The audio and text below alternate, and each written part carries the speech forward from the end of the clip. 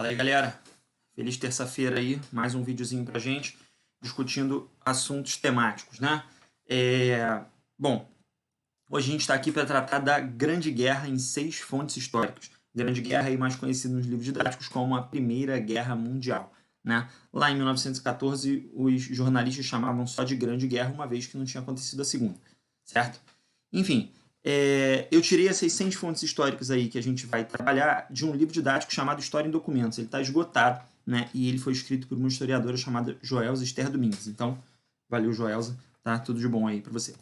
Bom, o nosso primeiro documento aí que a gente vai ler junto é um documento de um jornal chamado Le Figaro, um jornal francês, né? E ele diz assim, ó: quantas vezes, há 2 anos, não ouvimos repetir: antes a guerra que essa perpétua espera. Nesse voto não há qualquer amargura, mas uma secreta esperança. A guerra. De repente a palavra ganhou prestígio. É uma palavra jovem, toda nova, embonecada dessa sedução que faz reviver o coração dos homens. Os jovens dão-lhe toda a beleza de que estão plenos e de que a vida cotidiana os priva. A guerra é, sobretudo para seus olhos, a ocasião das mais belas virtudes humanas. Leia-se essa passagem de uma carta que nos escrevia uma jovem estudante de retórica de origem alsaciana. A existência que aqui temos não nos satisfaz completamente, porque, embora possuamos todos os elementos de uma bela vida, não podemos organizá-los numa ação prática e imediata, que nos dominaria o corpo e a alma e nos lançaria fora de nós mesmos. Só há um acontecimento que pode permitir essa ação: a guerra. É por isso que a desejamos. Bom, existe uma possibilidade enorme de analisar esse documento aí. Mas uma coisa que a gente precisa considerar é que essa é uma sociedade que está vivendo o pré-Primeira Guerra Mundial e que foi conhecido para os historiadores como Guerra Total, né? Então é uma guerra que privou as pessoas de um monte de coisas, né? Foi uma guerra de longa duração, sobre a qual os cidadãos da Europa não estavam habituados, nunca tinham passado por isso, né? E aí vale lembrar também uma consideração que a gente pode fazer: a gente está falando aí sobre toda uma geração que viveu as histórias das conquistas imperialistas, né? Então tem um monte de heróis e conquistadores que estão sendo discutidos na literatura, né, nas viagens e em toda uma mitologia europeia sobre o desconhecido que faz com que os soldados sejam vistos como heróis, né? Então, quando a gente lê uma carta como essa, o que a gente está vendo é uma geração de pessoas que não sabe o que é a guerra, mas que considera que a guerra é o espaço para a afirmação do heroísmo, da coragem e tudo mais, né? Então, dá para a gente tentar analisar essa fonte como uma expressão do entendimento que a sociedade tinha das conquistas imperialistas e da submissão dos povos que foi feita pelos soldados europeus, considerados até aquele momento como heróis, certo? Então, bom, a primeira análise sobre a guerra aí tem a ver um pouco com a percepção que as pessoas na Europa tinham sobre esse fenômeno da guerra, né? E o quanto elas consideravam que era um fenômeno positivo, maneiro, né? Vamos resolver os nossos problemas enquanto nações, expressando o nosso amor pela pátria e o nosso heroísmo e a nossa coragem, etc. Né? Vamos para a próxima.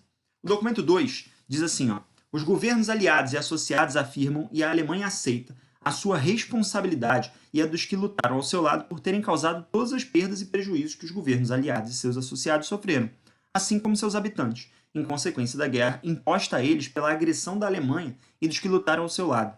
Tratado de Versalhes, 1919. Né? Então esse aí é um outro documento importante para a gente falar sobre a guerra, e é para falar sobre como ela termina, né?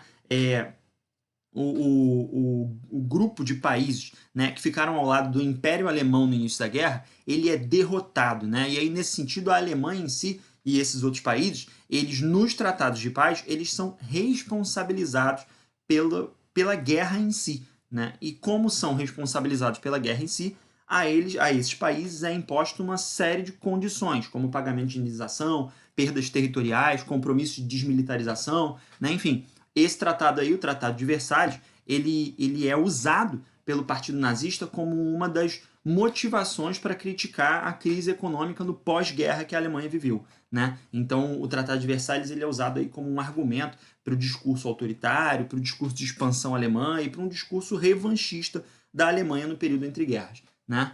Enfim, vamos para o próximo documento aí, porque a gente não precisa ficar divagando muito sobre ele, certo?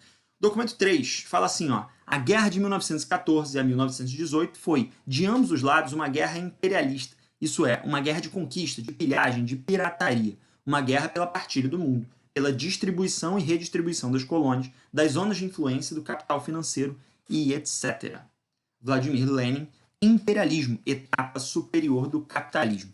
Né? Então, é um livro do Lenin, né? A gente já falou sobre o Lenin aqui no nosso vídeo passado sobre imperialismo, né? E é um vídeo onde o Lenin fala sobre como a guerra é um desenvolvimento, é um desenrolar das conquistas imperialistas e das disputas das nações europeias por territórios na Europa e no mundo. Né? Dá para a gente produzir esse enfoque, sim. Né? Havia, de fato, uma série de choques imperialistas acontecendo ali no período exatamente anterior à Primeira Guerra Mundial e também no século XIX. Né? Para a gente estudar os antecedentes da guerra, os causadores da guerra, a gente precisa voltar lá para a segunda metade do século XIX e falar sobre a afirmação do Império Alemão, sobre os sentimentos de revanchismo que se constituem ali com a França. Né? Então, enfim, todos esses sentimentos e todas essas disputas territoriais fazem parte, sim, dos antecedentes da Primeira Guerra Mundial, como o Lenin está falando aí, certo?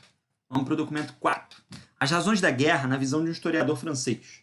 Bom, é nas necessidades nacionais e na ação dos governos que é preciso pesquisar os motivos profundos dessa primeira conflagração mundial, antes de tudo na rivalidade naval anglo-alemã e no conflito balcânico austro-russo, conflito este que se relaciona com o despertar das minorias nacionais na dupla monarquia. Bom, o que esse documento aí está falando para a gente? Depois de falar sobre os choques imperialistas, depois de falar sobre o entendimento que os europeus tinham do mundo ali, né? Depois de falar sobre esse monte de coisas, vem esse historiador aí, chamado Jacques Droz, e ele fala pra gente sobre a importância dos sentimentos e das afirmações nacionalistas no período que antecedeu a Primeira Guerra Mundial. Ou seja, do que ele está falando aí? Ele está falando de um discurso de uma Alemanha que se recém-unificava e que defendia a sua expansão econômica pelo mundo e produzia, nesse sentido, uma rivalidade com a Inglaterra, que era o maior império daquele momento. Né? A gente também está falando aí sobre uma Rússia que tentava afirmar e construir relações com países que defendiam as suas independências, que eram os países da Península Balcânica ali, que eram dominados pelo Império Austríaco. Né? A gente está falando da Bósnia, da Sérvia, etc. Então, todos esses sentimentos nacionalistas, todas essas buscas por afirmação nacional dentro de seus territórios têm a ver com as disputas que vão dar origem à Primeira Guerra Mundial? Sim, a gente costuma falar muito deles nas aulas, né? O pan-eslavismo, o pan-germanismo, o revanchismo francês, né? A independência da Sérvia, enfim, todas essas questões de fato estão implicadas aí no desenvolvimento da Primeira Guerra Mundial. Vamos para a próxima. Bom, o documento 5 fala sobre a política de alianças. A responsabilidade que coube às alianças formais em 1914 foi pequena. Afinal, a aliança franco-russa nunca entrou em funcionamento. A Entente se mostrou muito fraca para levar a Grã-Bretanha à guerra, antes da invasão alemã à Bélgica. Os aliados da Alemanha, Itália, Romênia tinham mais queixas contra Viena do que contra a Entente e acabaram ficando de fora do conflito. Né? Bom, então, o que essa fonte aí está falando? Esse é um historiador chamado J.M. Roberts, e fala sobre por que a Europa entrou em guerra. Né? Bom, o que esse cara aí está falando é que as nações que se envolvem no conflito elas têm interesses diretos muito específicos. E aí, nesse sentido, né, os interesses do Império Russo na Península Balcânica eram completamente diferentes dos interesses do Império Francês em relação ao Alsácia-Lorena, por exemplo. Né? Ele está falando, por exemplo, sobre como a Grã-Bretanha entra na guerra alegando a preservação dos respeitos aos países neutros, como o caso da Bélgica, que foi invadida pela Alemanha logo no início do conflito. Ele está falando sobre a Itália e sobre a Romênia, que disputavam territórios com o Império Austro-Húngaro. Né? Então, nesse sentido, o que ele está falando aqui, embora tenham havido muitas alianças, né, construídas no pré-guerra, e essas alianças tenham sido colocadas oficialmente em prática, do ponto de vista prático, nas batalhas, cada país tinha lá os seus interesses e, portanto, a sua dedicação militar. Tirando a Inglaterra e a França, que de fato tem muito entrosamento nas batalhas e nas trincheiras, os outros países entram na guerra por motivos específicos e tem lá as suas especificidades. Né? Vale a pena dar uma lida sobre cada um desses países na Primeira Guerra Mundial. Aí. Beleza?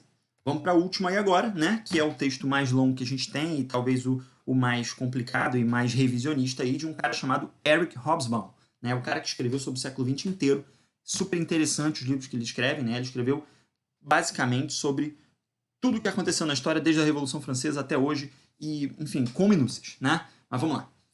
O Hobsbawm ele fala assim, ó, uma consequência de gastos tão elevados na produção de armamentos foi a necessidade complementar de impostos mais altos, ou de empréstimos inflacionários, ou de ambos. O Estado se tornou essencial para certos setores da indústria, Pois quem, senão o governo, constitui a clientela dos armamentos? Bom, vale lembrar o que ele está falando aí, acontecia desde o imperialismo, né? O Estado garantia conquistas territoriais, né? Patrocinava esses movimentos e quem lucrava com isso eram os empresários. Mas vamos continuar. Os bens que essa indústria produzia eram determinados não pelo mercado, mas pela interminável concorrência dos governos, que os faziam procurar garantir para si um fornecimento satisfatório das armas, mais avançadas e, portanto, mais eficientes. Contudo, a Guerra Mundial não pode ser explicada como uma conspiração de fabricantes de armas. Não há dúvidas de que a acumulação de armamentos que atingiu proporções temíveis nos últimos 5 anos anteriores a 14 tornou a situação mais explosiva. Porém, a Europa não foi à guerra devido à corrida armamentista como tal, mas devido à situação internacional que lançou as nações nessa competição. Bom, muitos livros didáticos tratam aí, né, da corrida armamentista como um dos condicionantes da Primeira Guerra Mundial. Ou seja, a guerra teria acontecido por pressão de empresários armamentistas que queriam lucrar com o conflito. Bom, os empresários armamentistas lucraram com o conflito? Sim. Eles fizeram pressão? Sim. Mas o que o Hobsbawm está falando aí pra gente é que, na real, tudo isso foi construído a partir de um cenário de tensões políticas associadas às afirmações dos nacionalismos, aos choques imperialistas e à mentalidade pró-guerra que boa parte da população europeia tinha. Né? Então, nesse sentido, o que essa fonte aí está tentando dizer pra gente é que dá pra gente considerar a corrida armamentista no meio desse balaio, mas não dá pra gente considerar a corrida armamentista uma condição maior do que as outras em relação aos antecedentes da Primeira Guerra Mundial. Beleza, galera? Bom, olha só, quinta-feira agora não vou fazer vídeo de questão para vocês, vou dar um descanso aí, até porque eu tenho visto que a acessibilidade tem sido menor do que eu imaginava. Então eu vou deixar vocês aí só com esse texto essa semana, volto na semana que vem, ok? Valeu, espero que vocês estejam bem, um abraço.